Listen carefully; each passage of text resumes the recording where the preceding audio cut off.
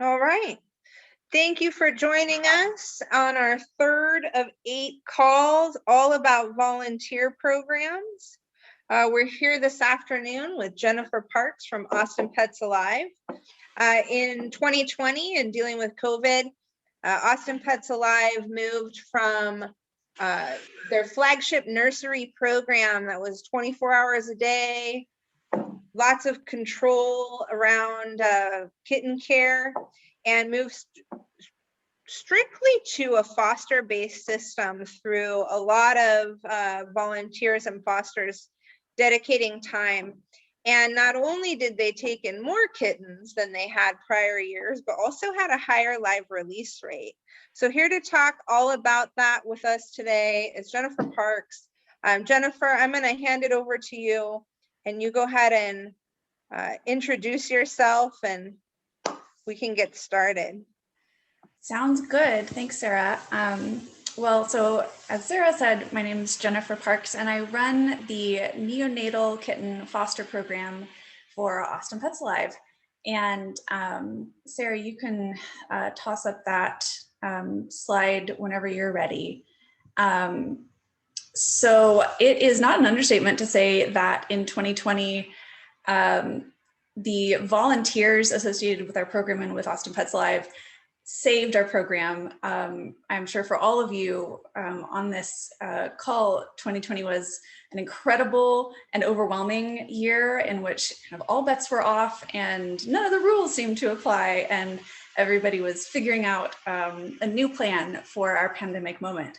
So my plan is to start a little bit back and catch you up as to how we got to 2020, and then how our volunteers made all of the difference in life-saving, both for our animals and frankly for our staff in the neonatal program.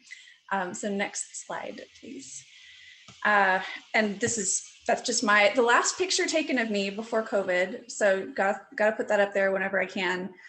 My history began with APA as a foster parent, and I fostered orphan kittens and then became a nursery volunteer. So I have that in my background as well. I was feeding neonatal kittens and then came on as a foster coordinator on staff before becoming the manager of the program a few years ago.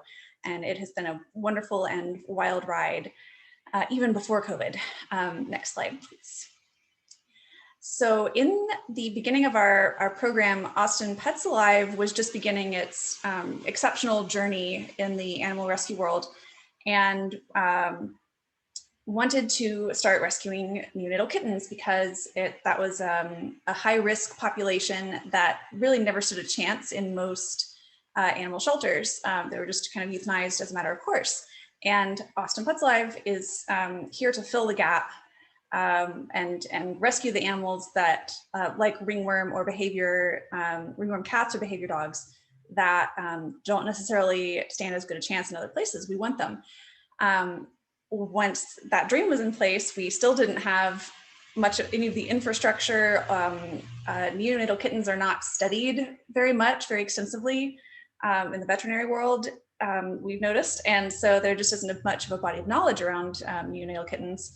And as you know, a dozen years ago, we were also still kind of a startup, and there was no money, no facilities, no nothing. Crucially, there was no plumbing and no trash service where we started. And anybody who has cared for neonatal kittens or human children knows that they come with a lot of mess attached to them. So that was an initial logistical challenge. Next slide, please. And so our neonatal program started in one half of an Airstream trailer, again, with no amenities to speak of, including an AC that kind of works some of the time, which in Austin, Texas is a big deal. What we did have though was a dream, a vision, and crucially, people who were willing to help, who were devoting their time and their resources and their support to making us successul as we have been. And of course we had Jennifer? kittens. Yes, go ahead. What was in the other half of the trailer? Oh, great question. I feel like it was an adoption Yeah, in fact, it says kitty cat adoptions inside. So I believe half of it was adoption, and then the other half was just like stacked up pop-ups. If I remember correctly, what I've been told, I wasn't there at that time. So cramped quarters, much less than ideal conditions, and we made it work. Next slide, please.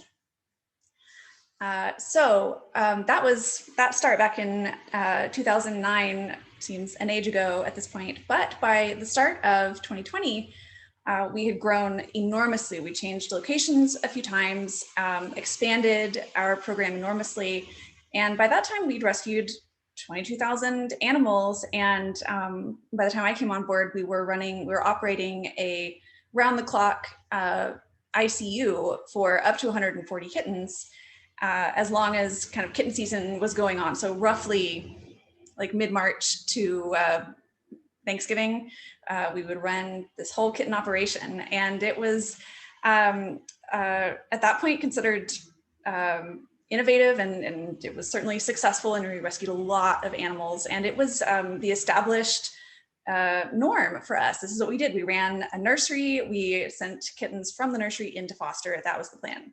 And then, next slide, please. Well, COVID happened, and this absolutely threw everything up in the air that you can imagine. Next slide, please. Now that I've scared you all with my red slide. We couldn't bring all of our staff together for COVID safety reasons. So we had to resort to A and B scheduling, and we already had a small staff, so it was a skeleton crew at that point. We couldn't bring our volunteers on site in the same numbers, and we relied heavily on them they were the ones feeding our kittens in our nursery. And if we couldn't have our volunteers on site to feed our 140 kittens, we couldn't have an open nursery. And so we realized really right at the point that we were about to open we were considering opening our nursery like usual, we realized we can't do it. And it's not as though the kittens said, oh, it's cool, it's all right, we'll wait until you figure out a plan. No, it was kitten season. And so we were at a bit of a crisis point, because the kittens were coming whether we liked it or not, or whether we were ready or not. And we had to make a new plan, and quick. So next slide, please. So we pivoted on a dime in a few ways. And here's what we did. So firstly, we had to figure out what to do with the orphans when they arrived. We couldn't house them on site. And so we had to flip our plan on its head. Whereas before we would tag and pull kittens to our nursery, and then my job was to find places for them to go into foster. We flipped it all the way around. And instead we found fosters for kittens in need first, tagged them and pulled them second, and kittens would start their day in Odessa or on the border in the McAllen area or in Arlington, and they would end their day in our program in somebody's home. So it crammed a lot more into every day, but the result was that orphans didn't spend time in our nursery other than intake. So they came in, got their blood draw, got any medications they needed, and then out they went. So the second thing that we did very, very quickly was we realized, well, so whereas in the past, we had this whole building was really essentially for our orphan population, our orphans aren't here anymore. So guess who can be here? Well, our mom cats can be. We were already rescuing them, but not in very great numbers. But what we realized was there's this space that can be used for nursing cats that are caring for their kittens. So that relieves us of the burden of consistently feeding that population of kittens. Like mom cats got it covered. We just need to give them moral support and then food and water, and they were sort of serving kind of as our surrogate volunteers as well. So we put more mom cats on site. We put them in our wards and had an on-site population of cats that didn't need that same kind of ICU care. And we did that very quickly, and that accomplished a couple of things. And next slide, please. And one of the most important ones was we were able to add lots of bottle baby orphans to our mom cats, and we did this deliberately. We knew that if we pulled enough pregnant cats, enough nursing cats with very young kittens, then for a certain percentage of those cats, we would be able to add bottle babies to them. And every bottle baby that went on a mom cat was a bottle baby that didn't have to be hand fed by a person every 2 to 3 hours, including overnight. And so those mom cats became our secret weapon and were very instrumental in kind of saving us when we were flooded with bottle babies. A percentage of them didn't have to go home with bottle fosters. They went on to moms, and sometimes kittens would start the day as little bottle baby orphans in the far reaches of Texas, and they would end up not just in foster homes, but with a whole new family to love them. And so that was really wonderful and really gratifying. And it also enabled us to save all of those mom cats and all of their little babies that came with them. So by employing that strategy, we didn't just provide a place for our bottle babies to go, but we also rescued several times as many, I believe 2.5 times as many mom cats in 2020 as we had the year before. Next slide, please. And so we were so pleased with the results. At the beginning of COVID, I was very anxious and kind of thought, oh, I'll just be glad if we just are all alive by the end of the year, and didn't really have goals for exceeding our numbers from the previous year. I was just trying to keep the doors open and have everybody be okay. And instead, across every metric, we outperformed our previous year. Our total intakes shot way up. We pulled more kittens, more moms, as I mentioned, and even more orphans, which was the hardest thing to do because they were the ones most affected by the fact that our ICU just kind of dropped out from under us. But we even rescued more orphans last year. And one of the most gratifying parts was not only did we rescue more, but a higher percentage of them had live outcomes. A certain percentage of neonatal kittens in a program will always pass away for one or another reason, but our save rate also shot up. And so it was a year for the record books, and I think one that I will never forget. Next, please. And so that is a wonderful story that I will tell at the drop of a hat with any or no excuse, but there was a lot underneath that success that that point to ways in which we are beholden to a group of people. So the reasons why that worked. The first one, as I wrote down, was that we were finally true to what we were saying about ourselves. And what I mean by that is that we had always said, well, the nursery is here to support the foster program. But instead, we were pulling animals, and then the foster program was like kind of making a plan and kind of like making it work, but kind of in reaction to what the nursery was doing. And when we flipped it, we started using the nursery as a way to support our foster population. And I think that it's a better model for what we're trying to do. And it just so happened that it had been the thing that we were saying, but not quite living out. And now we are, which is a thrill. Now, obviously it took a lot of work and a lot of, nights and weekends, and it was a little bit challenging, but the main thing that made all the difference was all of the people coming along beside us and filling the gaps and kind of pulling us out of our holes and making it work. So our volunteers were a decisive factor in what we accomplished in 2020. Next, please. So we, in our neonatal program, use volunteers in a lot of ways. And so there's actually so many categories that it takes a while to name them all. But one of the obvious categories of volunteers in our program have a second title of foster. All of our foster families are volunteers. I'm aware that some programs will kind of give sort of a stipend to some foster parents, but ours do it for the love. And so one of the categories of our fosters is something we call an anchor foster. These are people who take kind of your reasonably healthy, reasonably easy kittens And so they provide those kittens with foster homes to free up people who are fostering more difficult kittens. We couldn't do what we do without anchor fosters. And where those kittens come from comes into play next in our next slide.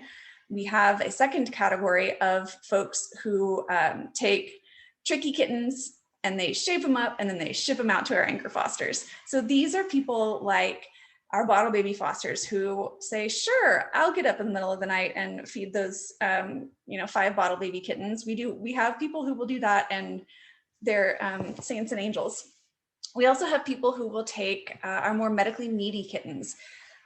We have wonderful support both in our nursery and at APA's main clinic for medical needs, but we need our fosters to provide that one-on-one hands-on care and keep just a sharp eye out for any kitten tricks that the kittens are trying to pull with their health. And then the kitten at the bottom, the little blue kitten, is one that came in managing to have both colici and panleukopenia. So we have another category of fosters that we're very indebted to, and those are our panleukopenia fosters who take kittens that we can't put anywhere else because they're too contagious. And they take them into their homes, they fix them up, and when they test negative, they ship them out, and then they let us give them more sicker kittens. So they are invaluable as a resource. And one of them that I didn't put on the slide was short-term fosters.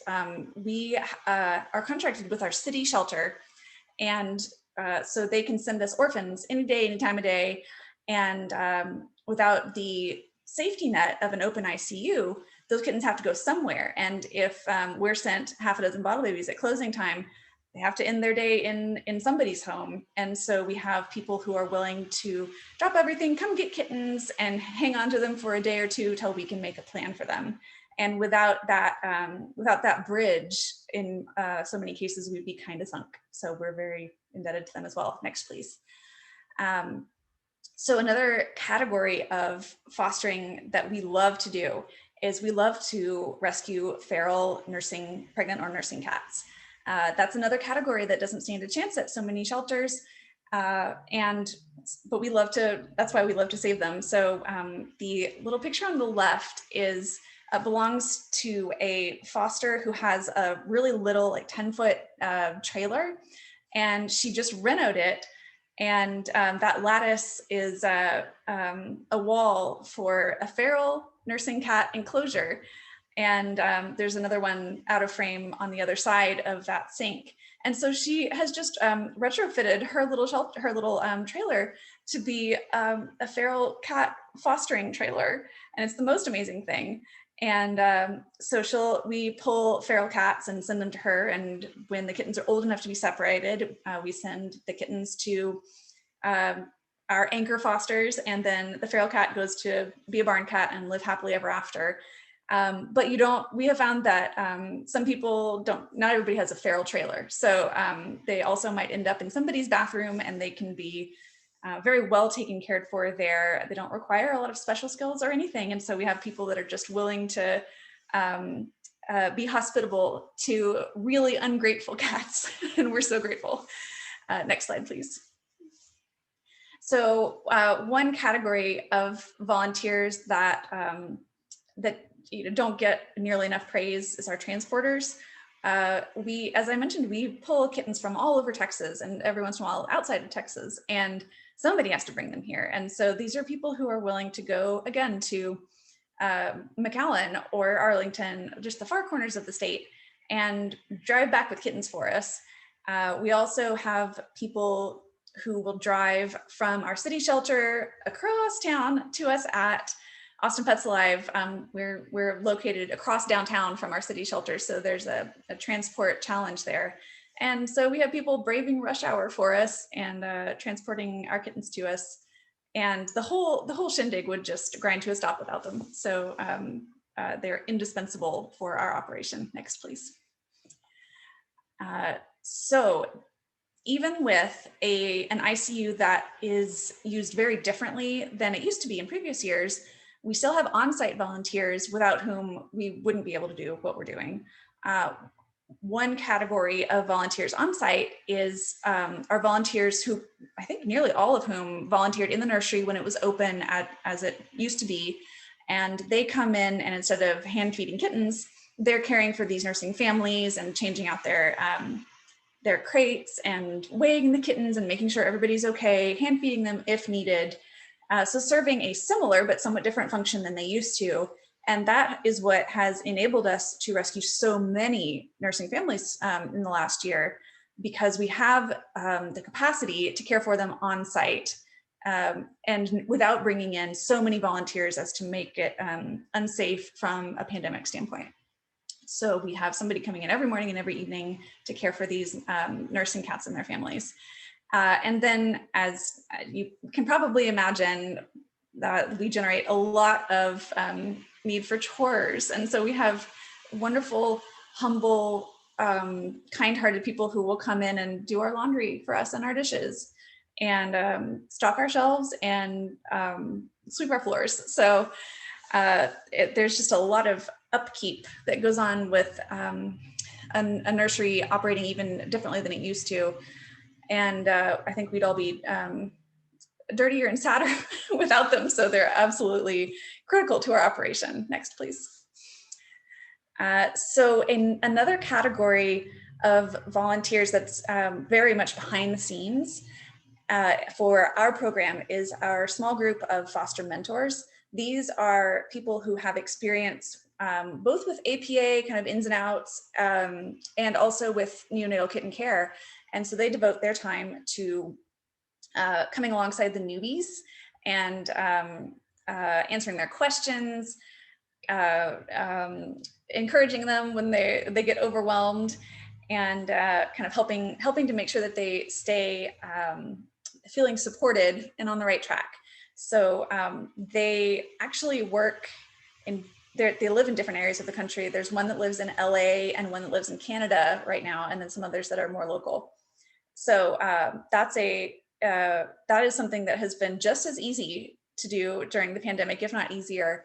And they take on a big part of the burden of our kind of behind the scenes support of our fosters. So that, since I can't answer every question for every foster, we have this team of wonderful, experienced, wise, and patient people who volunteer their time to encourage the new people. And I originally started as one of those new people, and my mentor at the time, Stephanie, still is the mentor who lives in Canada, and she's still one of our foster mentors today. Next, please. So when our ICU was open, the last thing that our brand new fosters would do before they took their kittens home was that we would practice feeding their kittens with them, practice by hand, syringe feeding or bottle feeding of kittens. We made the choice early in COVID that it wasn't safe to have people, a steady stream of people coming in close quarters with us. And so one of the biggest challenges that we faced was how to achieve that same effect of equipping our fosters to feed their kittens without making it dangerous for us or them. And so we went, can we take this part virtual? Like, is that gonna work? And we kind of went, well, we've got to try.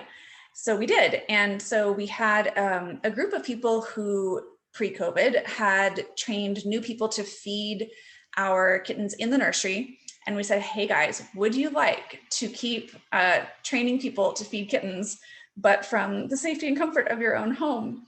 And so many of them said yes, and we repurposed them, put them on webcams with brand new fosters who were in their homes with their setup to foster their kittens in their home, and had our trainers talk them through feeding their kittens for the first time.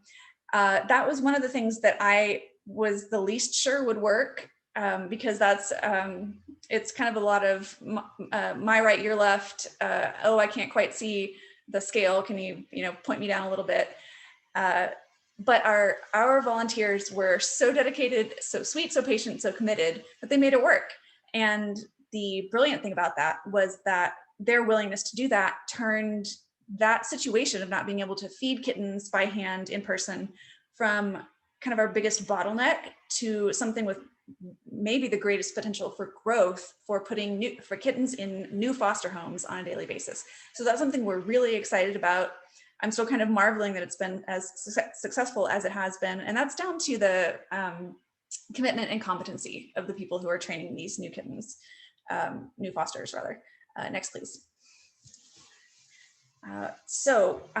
Our system for getting kittens in foster homes involves kind of marketing kittens to our fosters. And so our sending shelters will give us little pictures of them and kind of brief descriptions, and we will send pleas on a daily basis. And they go out to our foster base with just descriptions of the kittens, a rough idea of what they're going to be like to foster. And some of our plea writers are even, I would say, gifted comedians. And so I look forward to their emails every day to see what they're going to say. And so this is how we make the need known. And so we have volunteers on a daily basis write these pleas for us and send them out so that in the morning we can match kittens with fosters.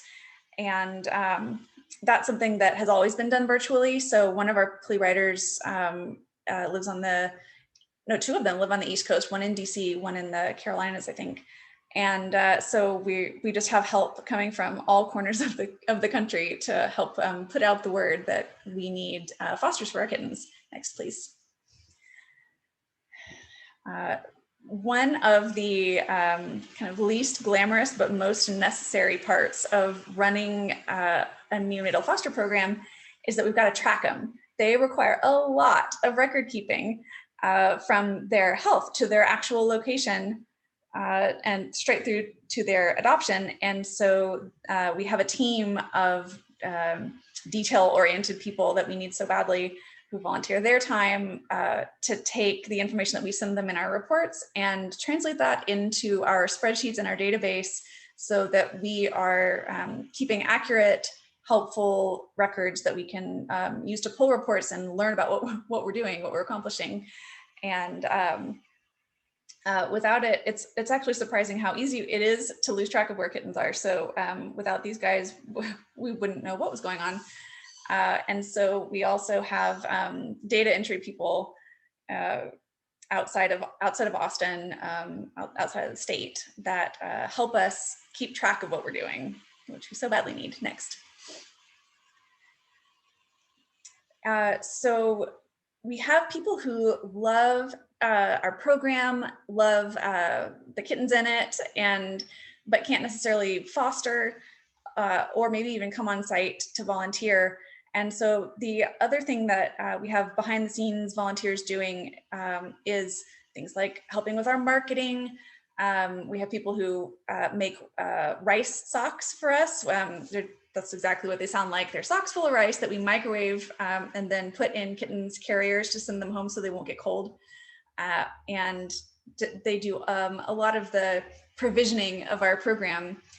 And then sometimes they will do things like make us bottle baby calendars, which we love, and collect all the cutest pictures and put them together and provide a fundraising opportunity there. We make t-shirts every year, and although not this year, we haven't had an in-person baby shower, we even have neonatal kitten baby showers where people will come and donate supplies, and somebody has to organize that whole thing. So they're helping provide us with the things that we need to do the things that we do. And without that, we wouldn't be supplied. we wouldn't have much of anything. So they also work behind the scenes and don't get a lot of recognition, but what they achieve is visible by everybody, and we're so grateful. Next. So there's just contact information for me there, and wanted to open up for any questions about anything that I've said that you're curious about. Wow, that is so much amazing information. Okay, so in my defense, for those of you on the call, my name is Sarah Aguilar. I'm the new Senior Director of Operations at APA, and I just learned a whole bunch of things. So I'm so excited. I myself had some questions. I want everybody to feel comfortable jumping in. You can unmute, ask questions, throw them in the chat, whatever you're comfortable with. So one of the things that I thought was really exciting was this transition to virtual trainings. And I know for many shelters that hands-on of how to feed, they haven't been able to replicate that. But I don't know that any of them have been trying to do it live in this one-on-one type of style. So can you talk a little bit more about that and how it's working? Like, what did you learn from that? Absolutely. Yes, I have so very many thoughts and feelings about this because, as I said, it was something I had a lot of anxiety about going in, and worried that if it didn't work, the whole thing was going to fall apart. And instead, it's been wonderful. So the way it goes is when brand new orphan kitten fosters pick up their kittens, they're given a checklist of things to set up at home, supply, like physical things to do and set up before they join a Zoom call or a Google Meets or Skype call. So it's things like make syringe gruel, like get your blender, get your food and your water, blend it up, make sure it's warm. You need your 10cc syringe, you need like a heat source so they don't get too chilly, and you need your care sheet and your scale so you can weigh your kittens. So there's a whole list, like there's a to-do list, and then at the end it's like, get on your call and go meet your virtual trainer. And so when they pick their kittens up, we kind of calculate how long it's going to take them to get home, get set up, ooh and ah over their kittens a minute, and then get on the call to be trained. And so we book out, it's usually an hour and a half, depending on how far away they live. And then they hop on the call with the virtual trainer. And we kind of put together a brief kind of training manual for the virtual trainers, and the kind of the OG virtual trainers already kind of knew what they were doing because they had trained people on site at the nursery. So the main challenge was how to translate a hands-on teaching into something where you really couldn't be hands-on at all, and you had to like describe things and give verbal instructions. So that I think maybe that was one of the more challenging things. But once the foster and the trainer are on the call, hellos, and do you have all of your things ready? And then they walk them through feeding their kittens just like they'll be doing going forward. So they weigh them all, they write down their start weight, they calculate what the kitten needs to weigh by the end. They practice hand feeding techniques, and we have them stay on the call with them until they've fed the kitten, reweighed it, confirmed that, okay, it's eaten, it's 20 grams, it's gained 20 grams, and then they get to say, whoo, they're done. And they answer any questions, and that's about the size of it. Do you do any kind of like a training with the trainers where the mentors run through with like you or another staff member and kind of practice what that process feels like? Because it feels like the first one or two would be very awkward. I and my assistant manager at the time, we used ourselves as test subjects, and you're not wrong, it was awkward. But it was, a lot of it was, I didn't think of things like, well, it sure matters if they understand what we need to see, what needs to be in frame in order for us to know what the heck is happening. So we would have people would get on calls where their face and only their face is what we could see. And we would have to say, like, so nice to meet you. Now, can you point your camera at the kittens? I don't actually need to see your face.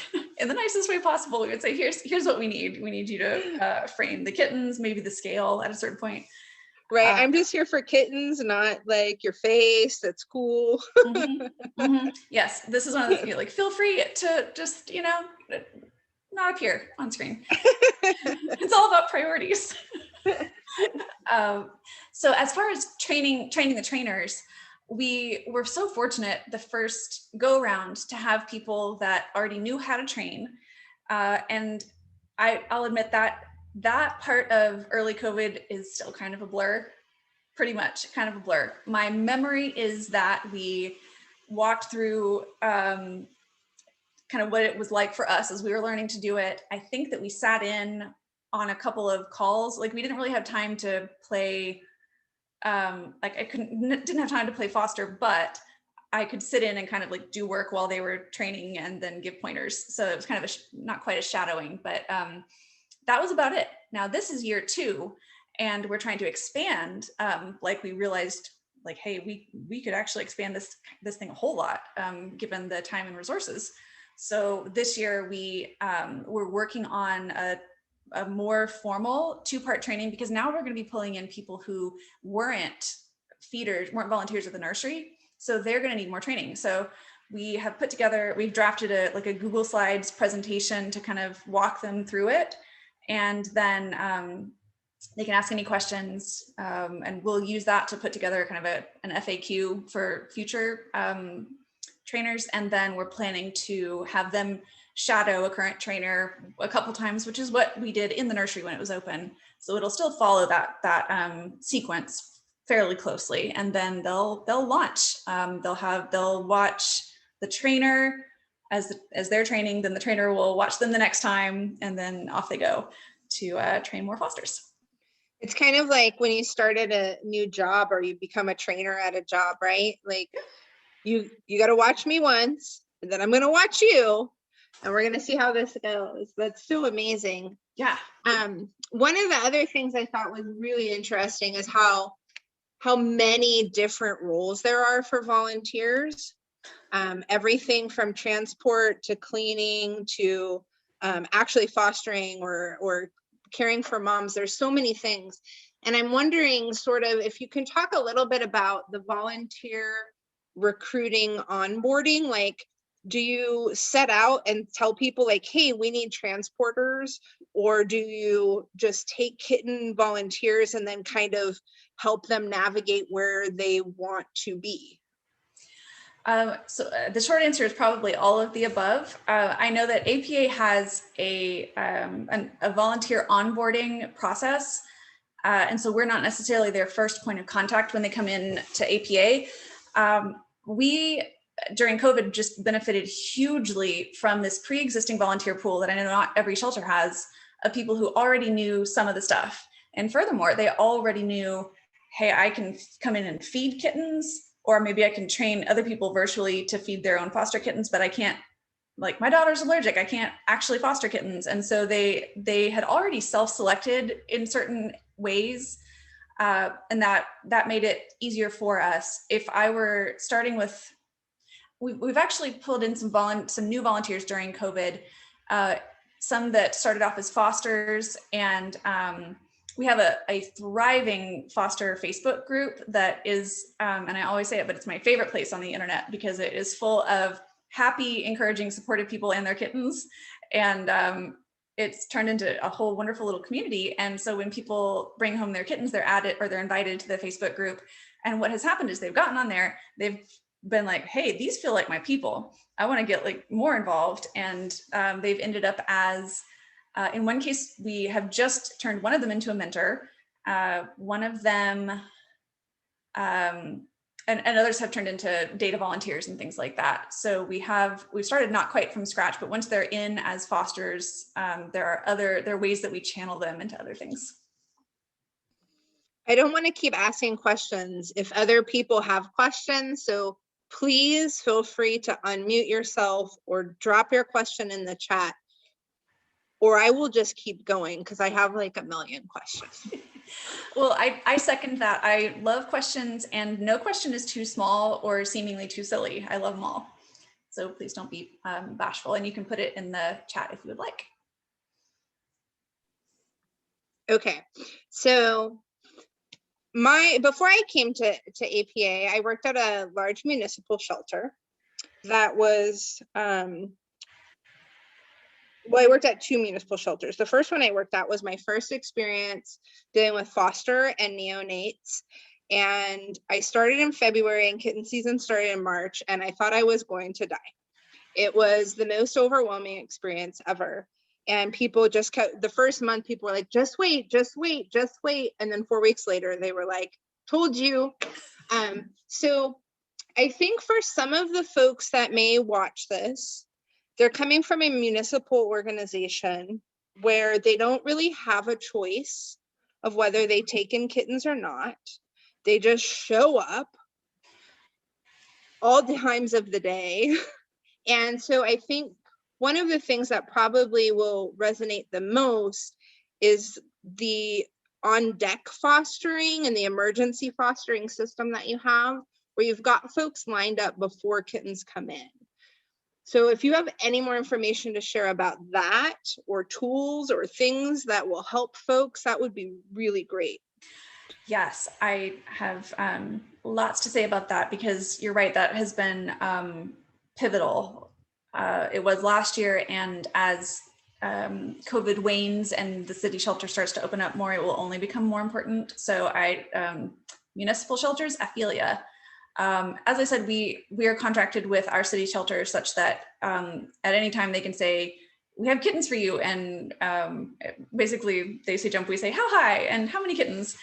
And so what we recently implemented was a foster on deck system that was very simple. We already had wait while, which I am no expert in, so I was on a learning curve there. We're basically using it as a texting service, but we have people sign themselves up. We sent them an email saying, here's what we need.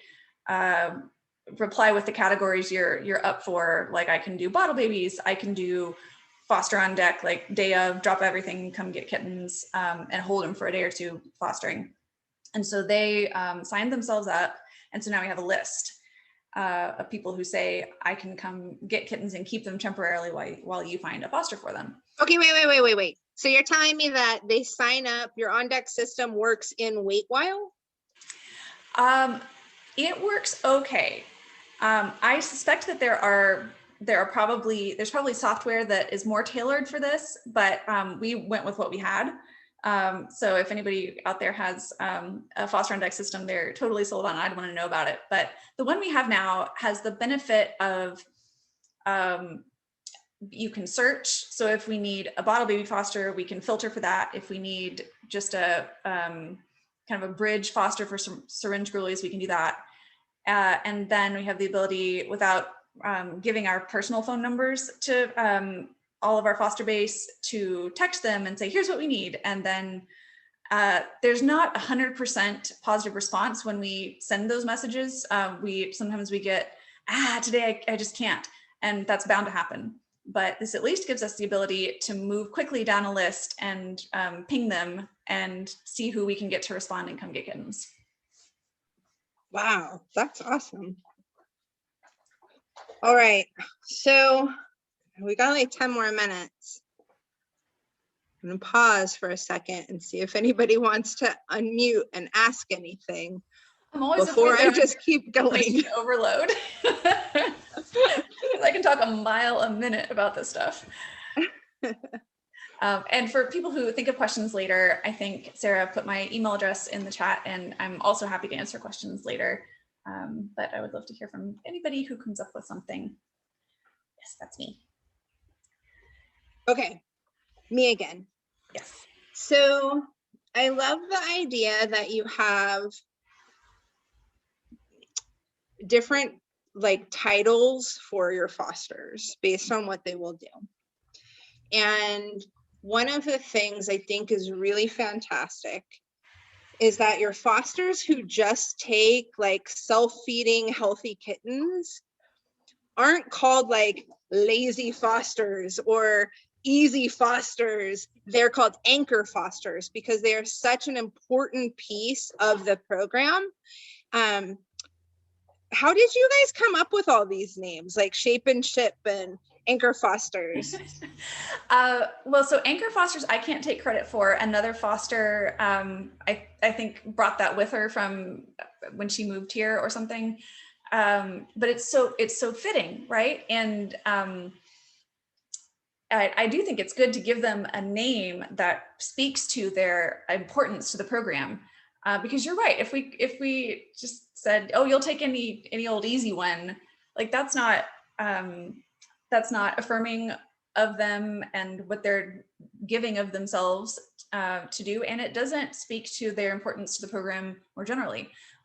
Shape them up and ship them out is mine, but I don't know where it came from. But it's how I typically foster, just in my capacity as the person who runs the foster program. I take the ones that like I can't pawn off on anybody else, so they come home with me and I sort of fix them up, and then off they go once they're kind of easier a little bit. And sometimes that's a function of just it being late in the day when they come in and they're kind of like a wreck, and I just can't think of anybody to take them. And then sometimes they're just tough ones that I think I'll like see how this one does for a couple of days before we give it to somebody else.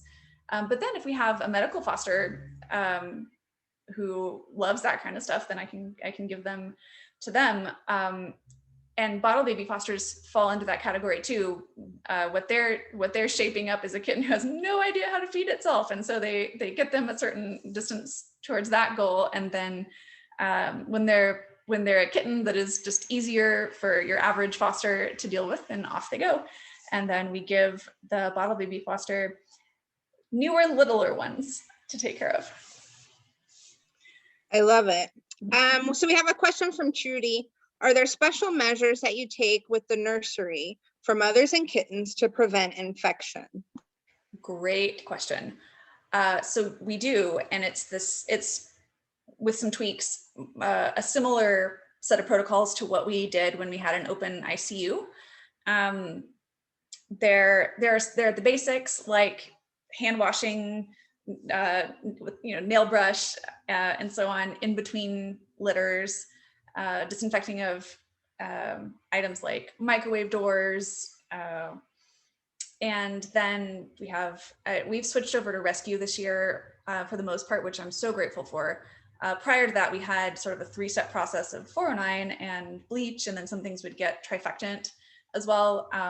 But we have simplified thanks to our wonderful current senior manager. And so yes, there is a long list of protocols, and I believe that at least some of them may be shareable. So Trudy, if you would like to email me, I can see what we have in that's finalized such that it can be shared. I'd be glad to do that. I would imagine that everybody's going to want copies of things. Well, that we're here to help. I thought of one other thing about the names that we give to our fosters. It's not only the case that they have sort of sorted into these categories that have these names that I just love. They also love it so much. And also some of them have kind of like been through the fire with things like surprise ringworm or panleukopenia pops in their home, and they have to deal with that. Their recent thing on our Facebook page is that they have started making sticker badges with all of these different titles. So we have a volunteer who writes pleas for us and also fosters, who also is a graphic designer. And so she has made a series of these stickers that are the cutest things that say there's like transport partner. And there's even one for fosters who have like little children that are so sweet and like so helpful in their fostering. And so there's like a junior foster sticker badge that they have just designed and made. And I think they're planning to like print them and have them. And it's just the best, most endearing thing that I can think of. And they're so cute. But that is something that I think speaks to the community that has grown up around this program, that we provided a platform for, and then as much support as we could to them as they donate their time and their resources to helping us save lives. And it's just turned into a happy, friendly, supportive little community that just awes me like on the daily. It's amazing. And we all need happy and supportive now, probably more than any other time in our lives. So it's so wonderful to hear. It is, yeah. Well, as we're wrapping up, I just want to do a last call if there's anyone that has questions.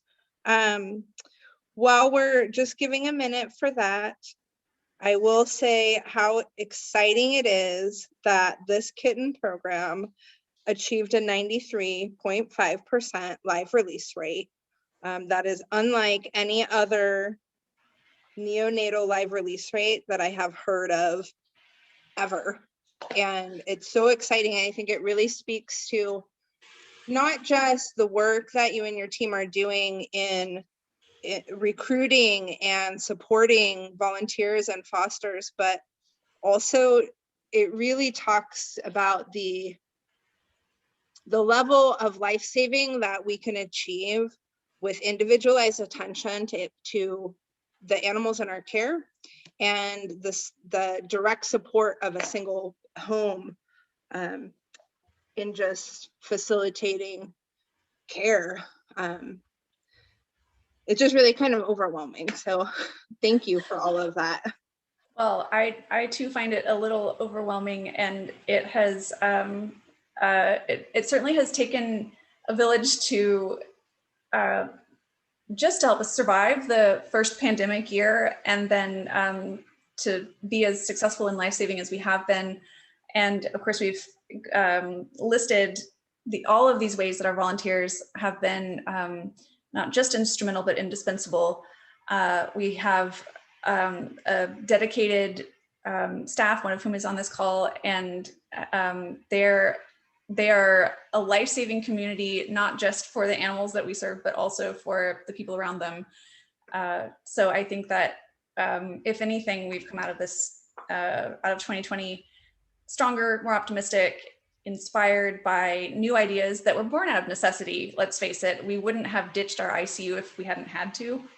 And we hit on something that is successful, scalable in a way that we didn't anticipate, and involves our community, hopefully in greater and greater ways, because you know, the orphan kitten problem is ultimately a community problem where we can all play a part in one way or another.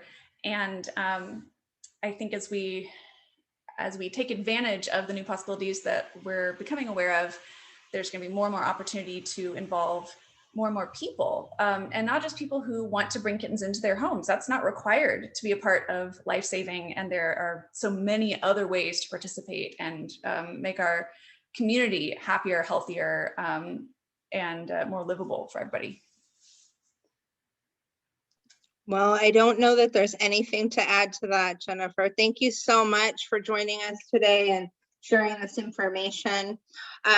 Just as a reminder for folks on the call, this is the third of 8 calls. So that means we've got 5 more this week in honor of Volunteer Appreciation Week. So go out, thank your volunteers. If you are a volunteer, thank you so much for everything you do. I think you said it best when you said this is a community effort, and none of us would be doing any life-saving if it weren't for volunteers. So thank you all. Have a wonderful afternoon, and we'll see you tomorrow. Thank you, everybody. This was a delight. Bye-bye.